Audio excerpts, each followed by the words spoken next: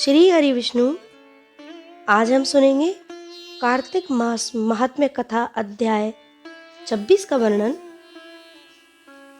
नारद जी बोले, इस प्रकार विष्णु पार्षदों के वचन सुनकर धर्मदत्त ने कहा, प्राय सभी मनुष्य भक्तों का कष्ट दूर करने वाले श्री विष्णु की यज्ञ, दान, व्रत, तीर्थ सेवन तथा तपस्याओं के द्वारा विधि पूर्वक आराधना करते हैं। उन समस्त साधनों में ऐसा कौन सा साधन है जो भगवान विष्णु की प्रसन्नता को बढ़ाने वाला है तथा उनके सामीप्य की प्राप्ति कराने वाला है।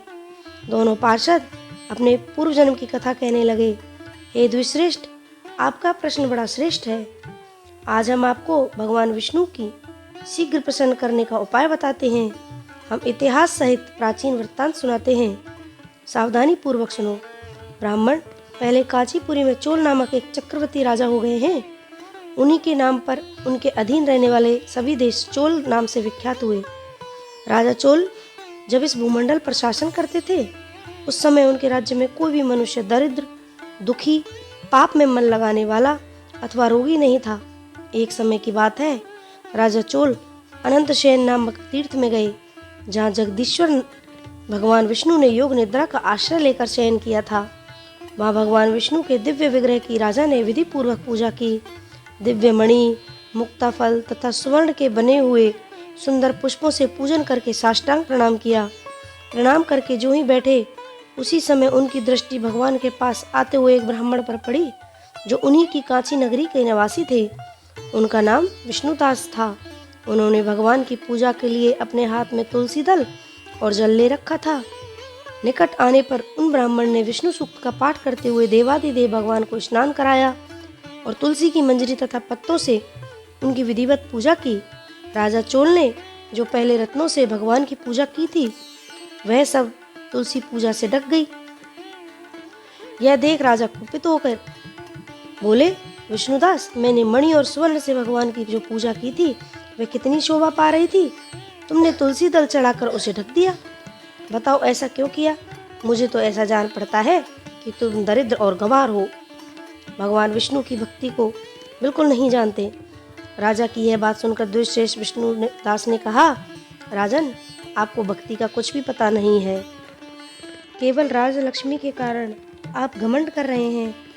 बतलाइए तो, आज से पहले आपने कितने वैष्णव व्रतों का पालन किया? तब नृपश्रेष्ठ चोल ने हंसते हुए कहा, तुम तो दरिद्र और निर्धन हो, तुम्हारी भगवान विष्णु में भक्ति ही कितनी है।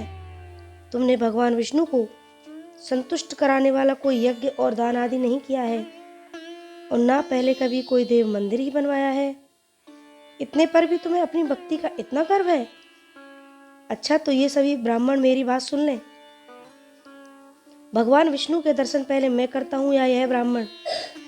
आप इस बात को सब लोग देख लेंगे, फिर हम दोनों में से किसकी भक्ति कैसी है, यह सब लोग स्वतः ही जान लेंगे।